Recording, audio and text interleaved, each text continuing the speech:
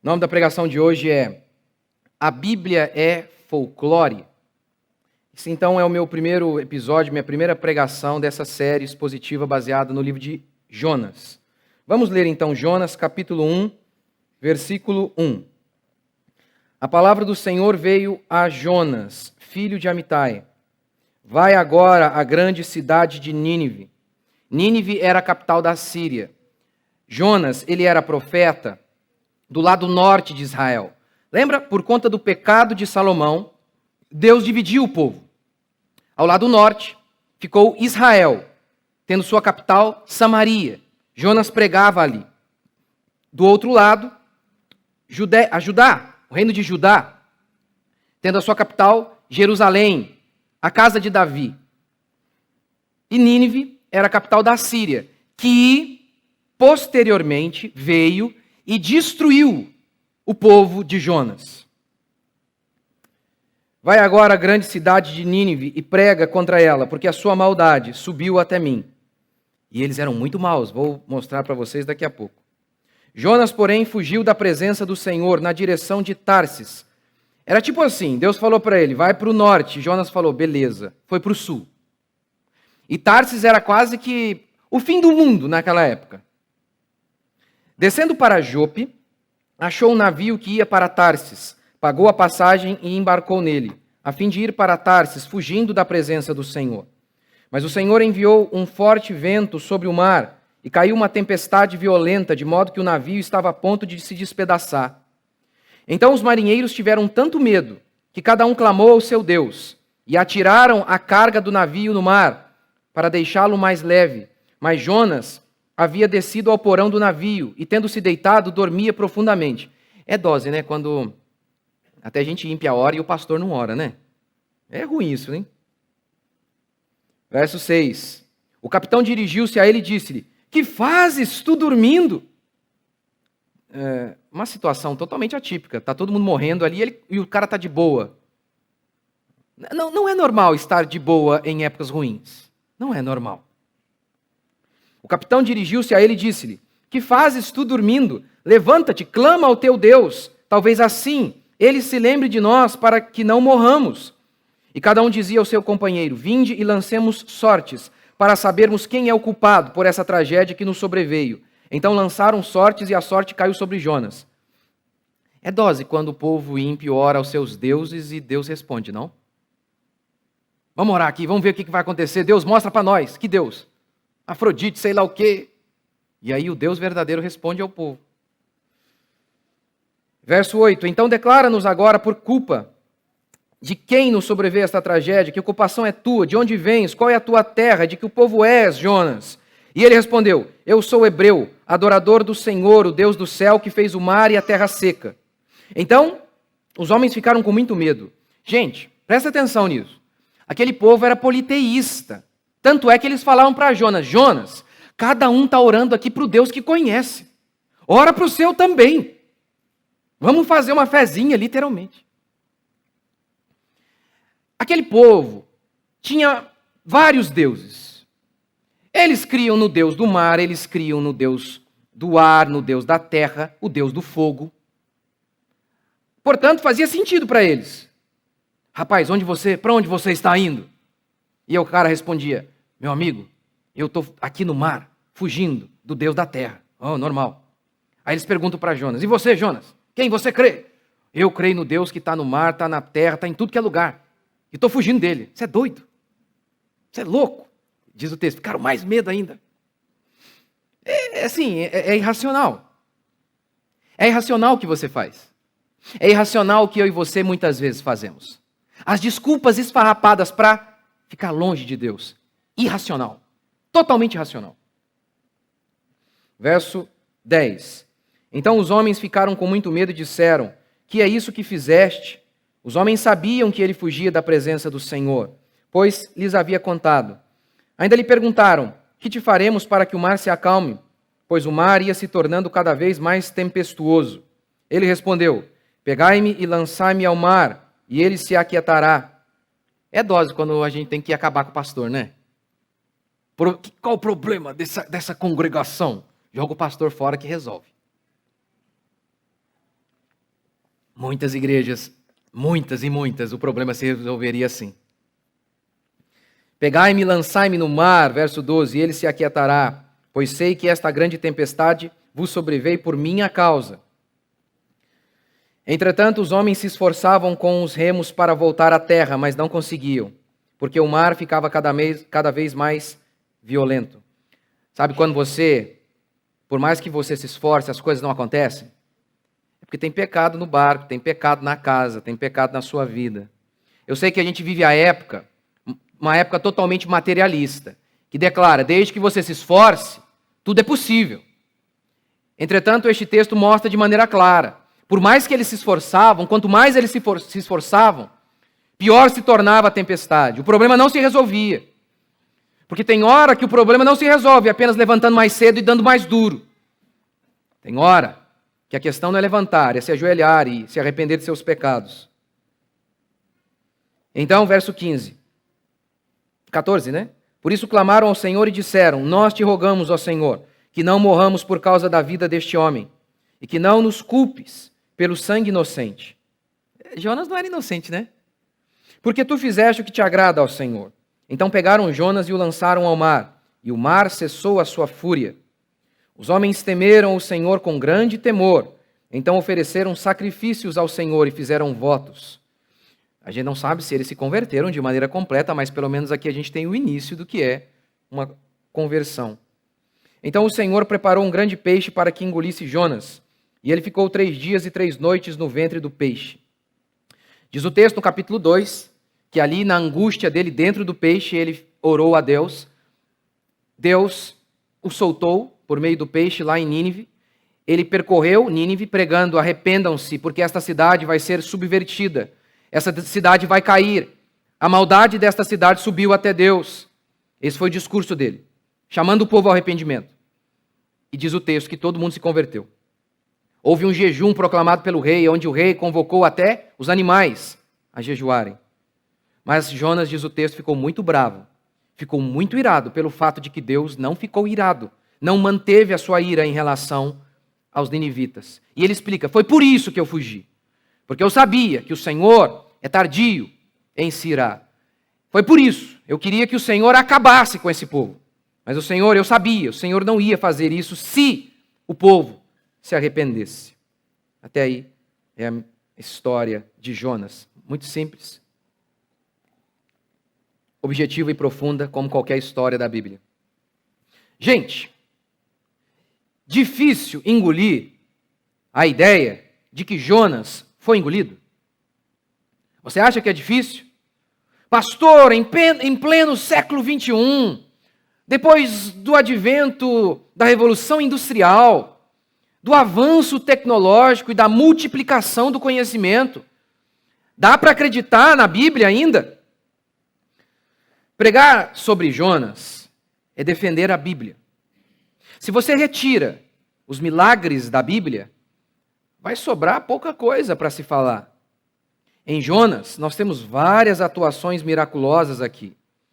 O próprio peixe é uma dentre tantas outras atuações divinas aqui. A tempestade, a planta que Deus faz surgir e rapidamente faz desaparecer. A conversão de toda uma cidade, de todo um povo completamente depravado, maligno. Se Jonas é folclore, tudo mais na Bíblia também o será. Em nossa era moderna, os homens duvidam de Deus. Duvidam do poder de Deus. Acham que Deus não pode fazer isso aqui. Duvidam da bondade de Deus. Basta cair um avião para que os homens digam, está vendo? Onde está o Senhor? Se Deus existe, por que coisas ruins acontecem? Com certeza vivemos uma das piores épocas. Eu não me lembro de uma época tão materialista, tão firmada na crença de que nós somos os nossos próprios deuses.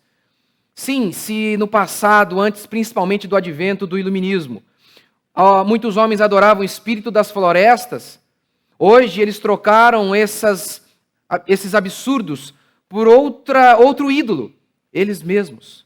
O homem é um fim em si mesmo hoje. O testemunho de Jonas e da Bíblia é um oásis no meio de um mar de incredulidade em que nos encontramos. Mais do que a história da baleia ou do peixe, este livro é a narrativa do poder de Deus, do amor do Senhor, da graça de Deus, sobre aqueles que se arrependem, sobre aqueles que o buscam. Primeiro, quero afirmar que este livro ele é literal. A história aqui é literal. Não é uma parábola, não é uma figura. Isso aconteceu literalmente. Jesus o cita assim. Em Mateus 12:40, Jesus disse que ele ficaria no centro da terra como Jonas ficou dentro do peixe. 3 dias para Jonas, 3 dias para Jesus. Ora, só faz sentido aplicar que Jesus falou de maneira literal, porque a história de Jesus foi literal. Jesus realmente ficou 3 dias no centro da terra. É literal. A Bíblia é folclore judaico. No Brasil, a gente tem história de mula sem cabeça. E vocês, na Bíblia de vocês acreditam em mula que fala. É folclore. A Bíblia é lenda, a Bíblia é folclore, é uma invenção? De maneira alguma.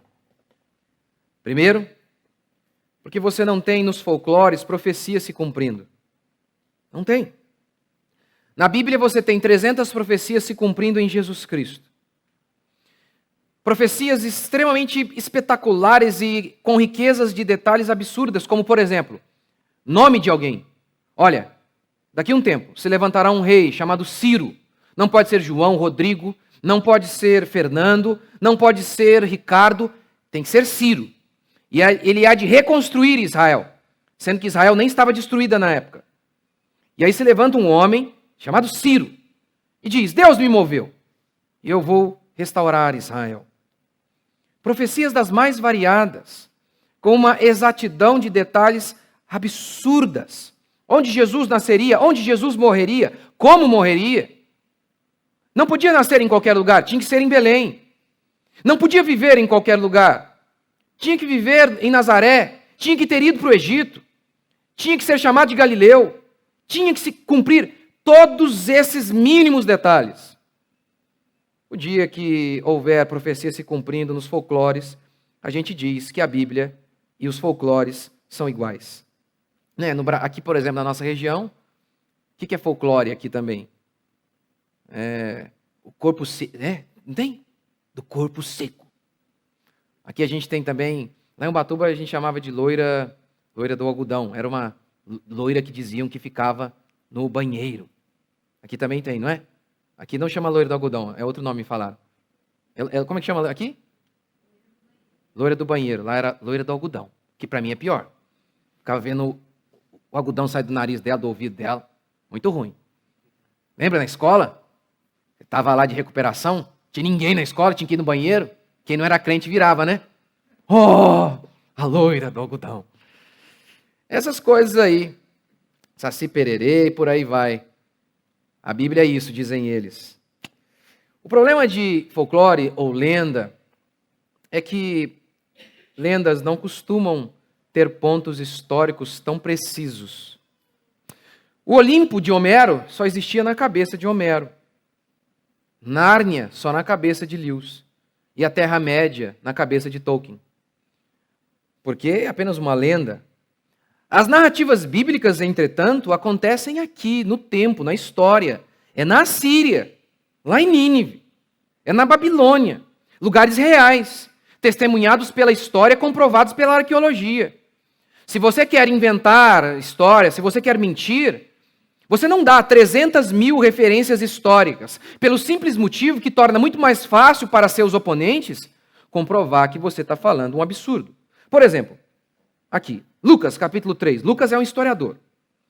No 15º ano do reinado de Tibério César, sendo Pôncio Pilatos governador da Judéia, Herodes, tetrarca da Galileia, ou seja, governador ali de 1/4 de pedaço de terra, de cidades. Seu irmão Filipe, tetrarca da região da Itureia, e Traconites e Lissânias, tetrarca de Abilene, sendo sumo sacerdotes Anás e Caifás, veio a palavra de Deus a João, filho de Zacarias, no deserto. Ele dá referências históricas aqui, essas pessoas marcam tempo, marcam época. Gente, Lucas escreve entre o ano 60 e 70. Não deu nem uma geração, nem 40 anos depois dos acontecimentos. Pensa nisso, gente. Eu invento uma história aqui para vocês, aqui em Guará hoje, 2020. E começo a falar. Então, há 40 anos, havia um homem aqui em Guará que andava sobre as águas, ali no rio Paraíba. Havia um homem que curava leprosos, que ressuscitou mortos aqui. Ele era conhecidíssimo em toda a região. A época era do governador tal, do prefeito tal, do pastor conhecido na cidade aí que marcava uma época, de um padre. Nessa época foi que esse homem surgiu. Seu nome se espalhou por toda a região. Santo Deus, bastava alguém levantar e falar: você está doido, moleque? Está doido, rapaz? Está doido? Pensa, como assim? Eu vivi nessa época. Prefeito fulano de tal? Conheço, amigo meu. Nunca, ninguém aqui de nossa época conhece esse tal Jesus que você falou aí, morando aqui em nossa região. Que absurdo! Jesus é o maior personagem histórico. Não há nenhum líder religioso que se equipare a Jesus em se tratando de abundância de registros históricos, falando sobre Jesus Cristo. Tácito falou sobre ele, Plínio falou sobre ele, ambos romanos, não crentes. José falou sobre Jesus. Se não tivéssemos a Bíblia, ainda assim poderíamos saber dados e a biografia de Jesus Cristo? Completamente. Muitas e muitas coisas. Muitas e muitas coisas. É por isso que a nossa fé, ela tem um lado muito simples. Jesus é Deus ou não? Jesus é Deus ou não? Se você responde isso, você responde tudo. Você não precisa ser filólogo, teólogo, especialista em idiomas, linguístico. Não, não, não. Basta você responder: Jesus é Deus. Porque o Novo Testamento tem mais de 290 citações do Antigo. Jesus chamando o Antigo de palavra de Deus, como aqui ele acabou de fazer nessa citação que eu fiz aqui de Jonas. Jesus chamou o Antigo Testamento de palavra de Deus. Sendo assim, a única pergunta que você precisa fazer é: ele é mesmo Deus? Ele ressuscitou? Porque se ele ressuscitou, ele é Deus, o que ele falou é a verdade. Milagres muito mais impressionantes que o de Jonas são descritos na Escritura. Multiplicação de pães. Jesus andando sobre as águas. Jesus recolocando a orelha de Malco. O próprio Cristo ressurgindo. Jesus Cristo ressuscitando Lázaro. Jesus Cristo curando um leproso que estava ali com a pele purulenta, destruída, fedida. Jesus toca nele e instantaneamente ele é curado. Mar que se abre, sol que para. Ou a terra. Ora, você citar esses milagres de Jesus não prova nada. Isso é folclore, como Saci Pererê e lendas gregas. Lendas são compostas pela tinta de um autor. A Bíblia foi escrita com o sangue de várias testemunhas. Você não vê aí uma pessoa morrendo por folclore, dizendo: pode sim atestar, eu sei, isso é verdade. Estou disposto a morrer pela mula sem cabeça, eu sei, eu vi. Os discípulos perderam tudo, alegando que viram Jesus morto na sexta e ressurreto no domingo. Não existe isso, não existe paralelo como este. Mas o Islã, os muçulmanos não morreram pelo seu Deus? É diferente. Diferente. Os muçulmanos morrem por uma mentira que eles acreditam ser verdade, mas eles não testemunharam nada. Eles acreditam em Maomé. Não é o caso dos discípulos. Os discípulos não acreditaram em alguém que disseram que viram. Não, eles alegaram que eles mesmos viram. Eles mesmos. Lendas não foram escritas com o sangue de homens que perderam tudo. Sua família, sua liberdade, seus bens, suas posses e, no final, a própria vida. Não. Não. A história da mula sem cabeça não tem nada a ver com a história da Bíblia, que fala de mulas que falam. Terceiro, folclore não muda a vida de ninguém. Você viu alguém mudar de vida porque ouviu sobre Saci Pererê? A Bíblia é lenda, é folclore. Não, não é. Antes de a fé cristã se instalar no Império Romano, a verdadeira fé cristã, e ser propagada, a pedofilia era tolerada em muitos lugares. A homossexualidade era a regra em muitos lugares. Marcar o rosto de criminosos com ferro quente era costume no Império Romano. Velhos, deficientes, abandonados nas ruas. Como o próprio Platão escreveu em seu livro A República, que em nome do bem da polis, da cidade, os deficientes seriam um peso. Deveríamos deixá-los de lado, para que, em nome do bem comum, a cidade prospere. Esses absurdos vão acabando com a chegada da fé cristã. Dando um salto lá na frente, a escravidão acaba por conta da influência da fé cristã. William Wilberforce, ele liderou essa marcha contra a escravidão. E ele tinha dúvidas. O que eu devo fazer para seguir e servir o meu Senhor? Ser pastor ou político? Ora! A história deste livro relata de Jonas, de uma cidade inteira que foi mudada por conta da pregação do Evangelho. Os biógrafos de John Wesley e George Whitefield narram a Inglaterra antes desses dois pregadores, moralmente destruída. A fé cristã, então, é proclamada e aquele país é mudado por meio de um avivamento, por meio de um povo que decide seguir a palavra de Deus. A Bíblia não é folclore. Folclore não tem o poder de mudar países inteiros. Não tem esse poder. É por causa de Jesus, portanto, que eu sei e eu posso acreditar em Jonas. Porque Jesus é Deus, como testifica o testemunho dos apóstolos que perderam tudo. E Jesus então declara que o Antigo Testamento é palavra de Deus, que Gênesis é palavra de Deus. Sendo assim, o Deus que criou o mundo em 6 dias não pode manter Jonas 3 dias no ventre do peixe? O Deus que pode colocar o infinito dentro de Maria, colocar Jesus em Maria, não pode colocar Jonas dentro do peixe e mantê-lo vivo por 3 dias? Para o Deus que criou as coisas do nada, orquestrar a tempestade é um feito grandioso? Seria mais ou menos assim. Perguntar para o Steve Jobs, ainda vivo, que inventou o iPhone, se ele conseguia acionar a câmera do iPhone. Será que você consegue? É ridículo. Para o Deus que criou todas as coisas do nada, é ridículo achar que Jonas, o livro de Jonas, nos descreve algo grandioso demais. Normal para um Deus que disse: haja luz e ouve-luz. Normal.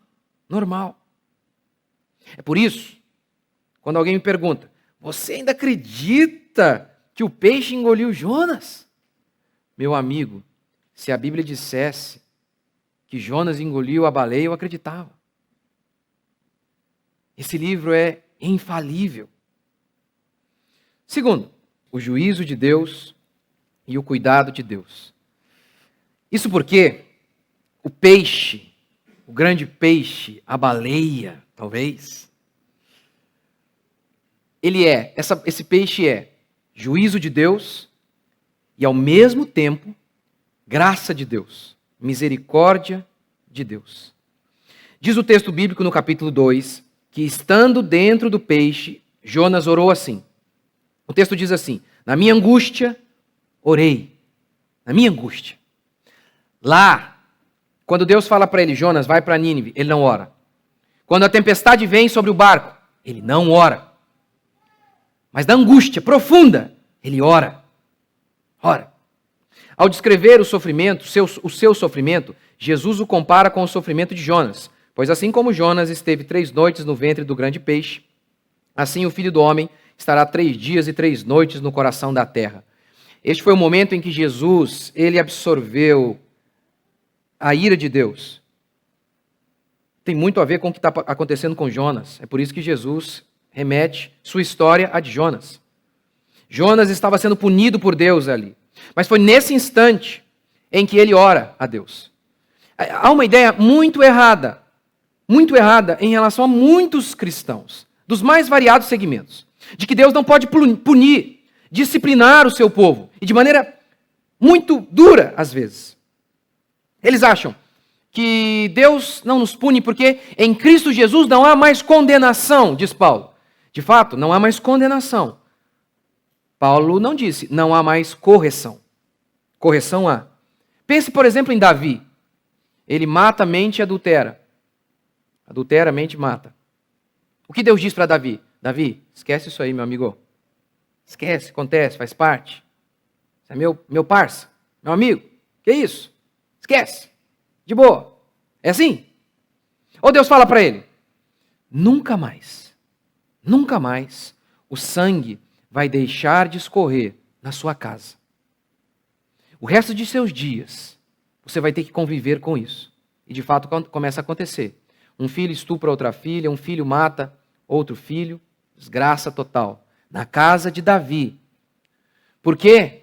O pecado não é mais limpo, porque está na casa de um cristão. Sujeira é sujeira, na pele da ovelha, na pele do porco. Porque, como diz Romanos 2,9, tribulação e angústia virão sobre toda a alma que comete pecado. Ao judeu primeiro e depois ao grego. Ora, achar que Deus não nos pune, não seria acreditar que Deus não é justo. Pense assim, Davi, por exemplo. Davi matou Urias. Se Deus não pune Davi, não o disciplina de alguma maneira, e você ainda fala, não, mas Deus é gracioso. Com quem? Com quem? Se ele não pune Davi de alguma maneira, ele está sendo gracioso com quem? Só com Davi. E Urias? E Urias? Você vai e rouba alguém. E aí Deus diz, rapaz, tudo certo. Não vai acontecer mais nada. De boa. Aí Deus é gracioso com você e cruel com a pessoa que foi roubada, não é? É uma ideia muito errada. De que Deus não pode punir. Quando Davi está saindo de seu país, justamente por conta de seu pecado, haja visto que Absalão tentou tomar o reino de seu pai, e tudo isso consequência de seu pecado. Simei se aproxima e começa a amaldiçoar Davi. Joabe levanta a espada e diz, quer que eu mate? Quer que eu acabe com ele? Davi diz, não, deixe-o. Quem sabe, foi o Senhor quem o enviou para me amaldiçoar. Deixe-o. Você nota como que é quase proibido falar um trem desse? No meio evangélico? Não, isso aí eu vou conviver o resto de meus dias. Fiz essa burrada e agora vou ter que aguentar. Que isso? Deus não faz isso não, gente. Juízo. Deus julga o seu povo. Deus julga mesmo. Porque Deus teve misericórdia de todos aqueles pagãos lá. Ímpios, idólatras. Mas com Jonas, não, manda Jonas para fora. Quantas vezes nós nos escondemos de Deus, tentamos fugir de Deus. Assim como Jonas, assim como Adão. Adão, gente, meu Deus, veja como que a gente é irracional. Deus do céu, da terra, do mar, e eu estou fugindo dele. Do Deus que é onipresente. Eu estou fugindo dele. É quase tentar fugir da sombra. Adão, Deus, ele conhece Deus, ele vê Deus. E diz o texto, quando ele peca, ele esconde atrás de um arbusto.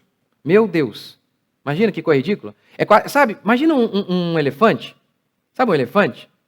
Escondendo atrás de um bambuzinho, assim, de pé. É você. Não o elefante, né? Só figuradamente. Você está fitness. Só figuradamente. É você, quando você diz assim, vou mais para a igreja não, porque não tem pastor que presta. É você atrás do arbusto. É você indo para Tarsis. Ridículo o seu argumento. Ridículo. Primeiro que eu e você, das vezes que nós ouvimos os falsos pastores, o maior culpado fomos nós. Sabe por quê? Já ouviu aquele papinho, só tem traficante porque tem alguém que cheira e fuma?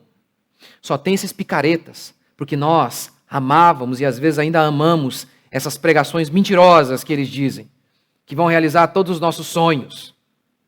Pelo menos é o que a Escritura diz. Argumentos fracos, culpando outros. Gente, pensa nisso, gente. Quem é Jonas? Profeta rebelde, está emburrado com Deus, vai lá, prega, o povo ouve a pregação de Jonas, o povo concorda com Jonas. E o que Jonas faz? O fica bravo. E aí o que acontece? O país inteiro se converte, gente. O país inteiro. Por meio de um pastor que saiu emburrado de casa, que nem queria ir pregar. Ele chegou e falou o seguinte: vou falar o que der na telha ali, vou chegar lá, vou falar assim, gente, eu preparei outra coisa, mas Deus está falando outra aqui agora. Sabe? Foi lá, nem orou, fez nada. País inteiro salvo. Um povo quebrantado, até um profeta meia boca é usado. Agora, quando a gente é duro, o próprio Jesus vem, prega e diz o texto que quase ninguém de sua terra se converteu. O seu próprio povo o rejeitou. O próprio povo. Não há bons pastores para homens com coração maligno, arrogante. Não há. E você deve se lembrar que o primeiro grande pregador da igreja é Pedro. A primeira grande pregação, talvez a maior de todas, é a de Pedro, feita 40 dias depois de ele ter negado Jesus Cristo. Não há boas igrejas para homens de coração maligno. Não há. Realmente não há. Jonas demora para ver o juízo de Deus. Demora para se arrepender. Vem a tempestade, nada. Somente quando ele está lá no final mesmo. Não no fundo do poço, mas no fundo do mar. Aí ele diz: na minha angústia orei ao Senhor. Quantas vezes você não consegue identificar as dificuldades que você está passando? Não consegue ver. Não consegue perceber que certa circunstância é pecado. É por conta de pecado. É porque você não está fazendo o que Deus determinou em sua palavra. E Deus sempre pune seu povo. Lembra de Davi? Davi lá todo cheio de boa intenção, trazendo a arca, sendo carregada por animais. Trupica a carroça, a arca parece que vai cair, alguém estende a mão, é morto. Estendeu a mão para ajudar, gente. O cara é morto, Davi volta para casa desgostoso, chateado. Por quê? Estou querendo trazer a arca para casa. Saul, o rei antigo, nem se preocupou com isso, nem se preocupou com a presença de Deus. Eu estou aqui todo cheio de boa intenção. E aí, me acontece isso? Deus mata o cara? Diz o texto, então, que Davi faz mais uma vez, aí da maneira como havia sido ordenado na Escritura, com levitas, com pessoas preparadas, e Deus é carregado por bicho. Onde já se viu isso? Deus não é carregado por ninguém, mas Deus vai deixar sua arca sendo carregada por bicho? Davi faz o que está na Bíblia, as coisas acontecem. Você acha mesmo que Deus não pune você? De maneira, às vezes, até bem dura. Porque, às vezes, nós insistimos tanto em rejeitar o que o Senhor diz. A gente precisa ir até o final mesmo. Até o final. Deus precisa nos levar até o final. Se Jonas parasse ali naquele mesmo momento, falando, a culpa é minha, peraí, eu sou o errado. Não. Enquanto o povo estava ali orando, Jonas nem queria saber de orar. O peixe que foi juízo na vida de Jonas também foi livramento. Porque foi o peixe que o manteve vivo. E foi no meio do peixe, dentro do peixe, que ele orou. Jonas 2:1. Então, Jonas, no ventre do peixe, orou. Pode acontecer o mesmo com você. Então, o João, no meio de uma humilhação, orou. Então, a Maria, no meio de uma crise financeira, orou. Então, o Ricardo, no meio de uma traição, orou. Então, todos nós, no meio da dor, oramos. Oramos. E aquela coisa que é juízo pode ser revertida de alguma maneira até em livramento. Livramento que protege Jonas e o coloca no lugar onde ele deveria estar. O peixe o colocou no lugar onde ele deveria estar. Jesus compara a situação de Jonas com a sua, de morte e ressurreição. Morte e ressurreição. É necessário chegarmos ao fim de nós mesmos, para que possamos nos levantar em Cristo Jesus. Isso é fundamental. Essa experiência de Jonas acontece conosco. Paulo fala disso em 2 Coríntios 1:8. Porque não queremos, irmãos, que ignoreis a natureza da tribulação que nos sobreveio na Ásia, porquanto foi acima das nossas forças, a ponto de desesperarmos até da própria vida. Contudo, já em nós mesmos tivemos a sentença de morte para que não confiemos em nós, mas sim no Deus que ressuscita os mortos. Note o que Paulo está falando aqui. A natureza, o tipo da tribulação que veio sobre nós. Como foi? a gente desesperou da própria vida. Ou seja, não havia mais chance para a gente.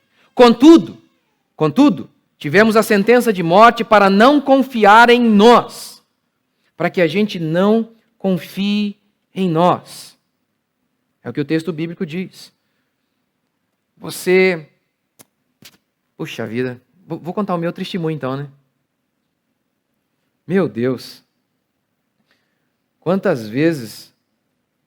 Eu lembro quando eu comecei na obra como pastor, comecei muito novo, fui fazer seminário, voltei, e eu achava que eu sabia tudo, gente.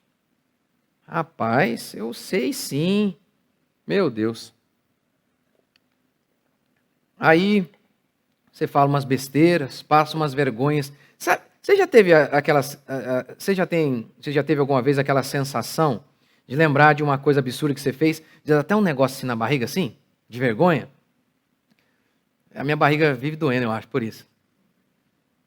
Eu penso, meu Deus do céu, como é que eu fiz isso? Gente da glória. Gente da glória, que absurdo. Eu lembro, na época a gente era de uma outra igreja, tinha umas coisas, enfim, erradas, na minha opinião. A gente tinha lá meta para levar pessoas para um evento. E aí a gente levou uns 50 pessoas. Aí um amigo meu, rapaz, amigo de infância, amo até hoje esse rapaz. E eu perguntei, a sua igreja, ele era pastor, né, ainda é? Falei, a sua igreja enviou quantas pessoas? A minha tinha enviado 50, né, a nossa igreja. Levamos 15. Eu falei, por fora, eu falei, que bênção. Por dentro, preguiçoso, vagabundo. Eu tenho liderança, rapaz. Eu sei liderar. É por isso. Gente, que vergonha, que vergonha. Sexta-feira, falei para minha esposa, amor, o irmãozinho lá tá brabo comigo, tem certeza. Tá? Precisa ver a cara que ele fez lá na hora que eu falei não sei o que lá na pregação. Vou falar com ele, deve estar bravo comigo, deve ter falado alguma coisa, né? Será, amor? Não, tem certeza. Falei, irmão, você está chateado comigo, né? Que isso, pastor? Tô não. Se eu tiver, eu falo. Que o homem é assim, né? E eu acredito nele. Falei, gente, eu não consigo nem mesmo discernir a feição de uma pessoa. Vou conseguir saber o que é certo e errado sobre toda a existência humana. Vou saber tudo sobre Platão, sobre a Bíblia. Se não é a graça de Deus me livrando, o que eu faço, gente? O irmão da igreja foi lá arrumar a nossa máquina de lavar. E aí ele começou a perguntar algumas coisas. Eu falei, não sei não. Isso aqui, não sei também. Pastor, você não pode falar isso. Vou falar o quê? Porque o pessoal vai ver que você é meio lerdinho, que não sabe nada. Eles vão te enganar. Eu falei, é mesmo? Mas como é que eu vou saber de tudo, gente? Me explica. Como que eu vou saber? O irmão veio aqui arrumar o ar-condicionado. Ele falou, pastor, é só um fiozinho que está fora. Se ele falar que é outra coisa, o que eu sei de elétrica, de eletrônica? Me ajuda aí, gente. O que eu posso fazer? Vou lá levar meu carro para arrumar. O que eu sei? Tem dificuldade de trocar o pneu. Sério, uma vez estou lá trocando o pneu, não estava dando certo. O cara parou e falou, moço, está girando ao contrário. Pelo amor de Deus. É sério, você acha mesmo que você pode alguma coisa em si mesmo? Que você dá conta? O empresário que tem visão. Eu sei das coisas, eu sou organizado. É mesmo? A tribulação veio para que a gente não confie em nós. Não confie em nós. Romanos 5,3. Nos gloriamos nas próprias tribulações. Aquilo que foi juízo para Jonas, o peixe, ao mesmo tempo foi graça. Você consegue olhar para trás na sua vida caminhando com Jesus e ver isso? Aquela mesma circunstância que você chamava de juízo e de fato era, Deus punindo, Deus te disciplinando, ao mesmo tempo se transforma em graça. Eu olho para os meus piores dias de dificuldade, sofrimento com os meus filhos, dificuldade financeira. Eu olho para esses piores dias hoje. Eu olho para trás e falo, Deus estava ali, me quebrantando, me humilhando, trabalhando na minha vida. Deus. O peixe, que foi juízo também foi graça. A sua circunstância também. Terceiro, a misericórdia de Deus. Jonas, no capítulo 4, você pode ler comigo, verso 1. Jonas, porém, ficou extremamente contrariado e furioso. Então orou ao Senhor e disse: Ah, Senhor, não foi isso que eu disse quando ainda estava na minha terra? Por isso é que fugi depressa para Tarsis, pois sabia que és Deus compassivo e misericordioso. Se eu não me engano, na versão revista atualizada está assim: tardio em irar-se. Está aí, paciente e cheio de amor, e que te arrependes do mal. O texto começa assim: Jonas ficou irado. Deus não. Deus não. Deuteronômio capítulo 5, verso 9 e 10 diz que Deus visita a iniquidade dos filhos, na terceira e quarta, dos pais nos filhos até a terceira e quarta geração. Mas faz misericórdia até a 1000ª geração. No Salmo 30, versículo 5, o texto bíblico diz que não passa de um momento a ira de Deus, mas o seu favor dura toda a vida. Toda a vida. Que coisa maravilhosa! A misericórdia de Deus é presente aqui em todo o livro. Em todo o livro. Note isso. A misericórdia de Deus, em primeiro lugar, em relação àqueles marinheiros. O povo está orando aos seus deuses. Eles não estão orando a Deus, eles estão orando aos seus deuses. Depois, eles lançam sortes e Deus responde. Por fim, parece que eles têm um princípio de conversão aqui, começam a temer a Deus e fazem sacrifícios ao Senhor. Depois, misericórdia em relação aos ninivitas. Olha um contexto histórico aqui dos ninivitas. Queimavam crianças vivas, matavam as crianças e bebês para não ter que cuidar dos bebês. Parece o nosso tempo, não? Capturavam seus inimigos e cortavam suas mãos e orelhas, retiravam os olhos, jogavam seus corpos nus em uma pilha para morrerem sufocados. Esfolavam as pessoas vivas, arrancavam a língua pela boca, enterravam o prisioneiro até o pescoço sob o sol. Ao verem que os assírios estavam chegando, muitas pessoas se matavam. Entende agora? Porque Jonas fala, não, o Senhor não podia ser misericordioso em relação a esse povo, mas ele foi. E Deus foi misericordioso em relação ao profeta. O profeta foge. O que Deus faz? Envia uma tempestade. Ele não aniquila Jonas, ele alerta Jonas. Depois envia um peixe. Depois envia uma planta. Coloca uma planta ali para refrigerar a cabecinha oca de Jonas. E tudo isso, diante de tudo isso, Jonas se mantém com o coração impenitente. Deus pergunta para Jonas, é justa a tua ira? E olha o que Jonas responde, é. Gente, não é brincadeira isso não, né? Se meu filho fala um trem desse, ele fica sem dente, gente. É. Fica sem dente na boca. Esse cara aqui vem e fala isso para Deus. Para Deus, gente. Você nota que não tem gente boa nesse livro? Os marinheiros, pecadores. Ninivitas. O texto começa assim. A maldade deles subiu até Deus. Jonas. Não tem gente boa no livro. Não tem. Entende por que a gente é calvinista? Porque a gente acredita que, se não é a graça de Deus, ninguém será salvo. Quem aqui no livro está buscando Deus? Gente, fala para mim. Fala para mim. Quem aqui está buscando Deus? O povo de Nínive enviou uma comitiva lá em Israel. A gente quer ouvir Deus porque a gente é muito quebrantado. Vamos enviar lá um povo para ouvir o profeta Jonas. É isso? Não, é Deus quem vai até Jonas, até os ninivitas. O povo lá do barco oravam a Deus? Não, aos seus deuses. E Jonas buscou o Senhor, fugiu da presença do Senhor. Para mim, o melhor exemplo dessa baboseira que é essa ideia de que você pode se salvar, que você sozinho consegue chegar até Deus. Primeiro é o texto clássico de Jesus, não fostes vós que me escolhestes. Mas o melhor de todos é Paulo. Paulo sai de casa fazendo o quê, gente? Pessoal, hoje eu vou buscar o meu Criador. Porque eu sou uma pessoa muito piedosa. Eu sou maligno, mas pelo menos há em mim o desejo de buscar a Deus. E é isso que eu estou indo fazer. Foi assim, gente, que Paulo se converteu? Ou foi assim?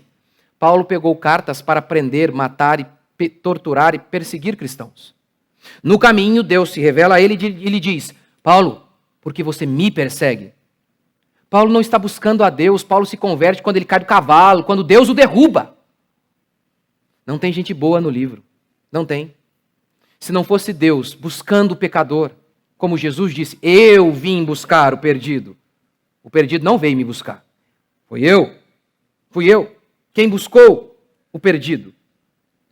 A misericórdia de Deus. Todo mundo se arrepende aqui, menos Jonas. Os marinheiros têm um começo de arrependimento, os ninivitas se arrependem, menos Jonas. Por quê? Porque Jonas não consegue ver a misericórdia de Deus, se arrepender de seus pecados. Ele explica. Ele acha que os ninivitas não mereciam. Mas Israel merecia?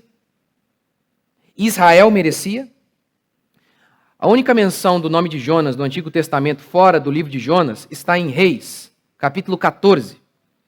Jonas profetiza no período do reinado de Jeroboão II. Diz o texto bíblico que Jonas profetizou o seguinte, que Israel seria livre.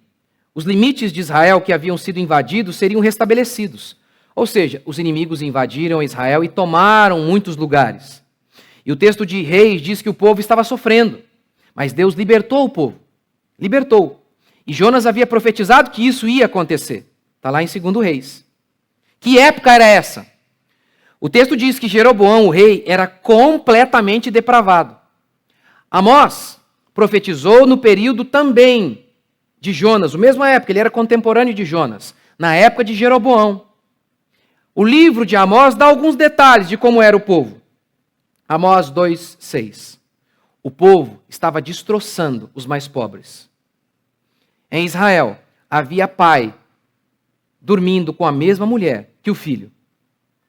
Uma podridão sexual absurda. O pai e o filho saíam com a mesma mulher. O verso 8 do capítulo 2 declara que o povo de Israel se entregava aos ídolos. Parecido com os ninivitas, não? Mas Jonas não consegue. Não consegue pregar a mesma misericórdia que ele pregou para o seu país, para o seu povo. Ele não consegue direcionar aos ninivitas. Você pode cometer o mesmo erro de Jonas, se esquecer que você foi salvo exclusivamente pela graça de Deus e achar que aqueles homens que estão lá fora não podem ser alcançados pela graça.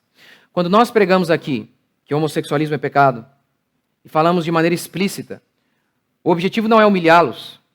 Quando nós falamos que algo é pecado e expomos isso, o objetivo não é para dizer que somos melhores que os outros. É justamente para alertar todos os outros e também esses que estão em pecado. Porque essa foi a mensagem de Jonas. Jonas não saiu, diz o texto, percorrendo Nínive e dizendo, gente, Deus ama vocês. Não, a pregação de Jonas foi, essa cidade vai ser destruída, porque a maldade dela subiu até Deus, Deus está irado com ela. Se vocês não se arrependerem, vocês serão destruídos. Então a mensagem de arrependimento que a gente declara, que chama o povo ao arrependimento, que expõe o pecado, não é para que a gente declare que essas pessoas não possam ser salvas. Não é porque a gente acha que a gente é melhor, que a gente tem alguma coisa em nós mesmos. Não é esse o sentido. Não é. Porque se aquele povo de Israel, pervertido, se esses ninivitas puderam ser alvos da graça de Deus, qualquer um pode.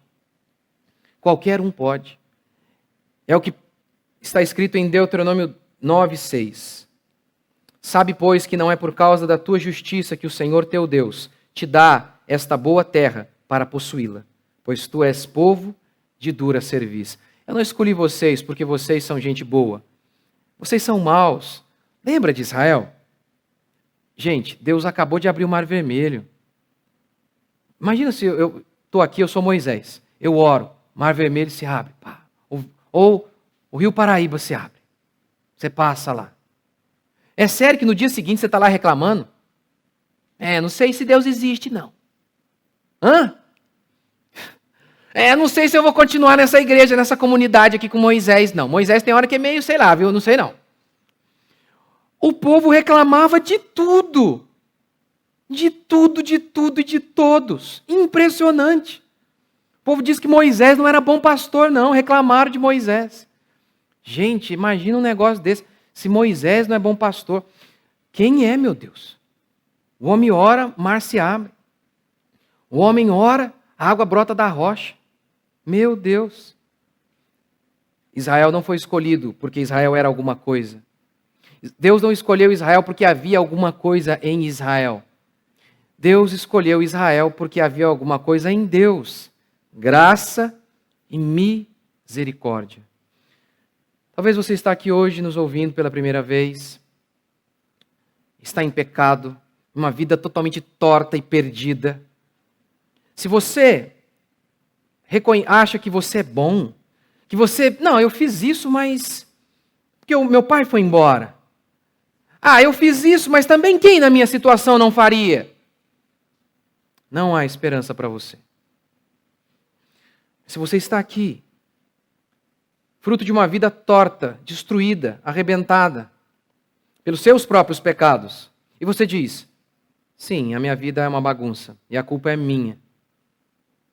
A notícia para você é boa, porque Jesus veio buscar o perdido, mas esse perdido tem que reconhecer que está perdido, afinal de contas, se o médico chega e alguém diz, eu não estou doente, não há necessidade de médico. Jesus veio para pecadores, pecadores que reconhecem suas mazelas, seus pecados. Em relação a estes que a Bíblia diz, a misericórdia do Senhor é tão extensa, tão grande, mas Deus é implacável com homens que insistem em viver em pecado. Mesmo depois de várias advertências, insistem em viver longe de seu Criador. Portanto, essa história é a história do poder de Deus, é a história de que a Bíblia é a verdade, e é também a história de um Deus gracioso, gracioso com os marinheiros, com Jonas, gracioso com os ninivitas e gracioso com você. Gracioso com todos aqueles que se arrependem e creem. Se arrependem de seus pecados e creem no Senhor. Você pode ficar de pé?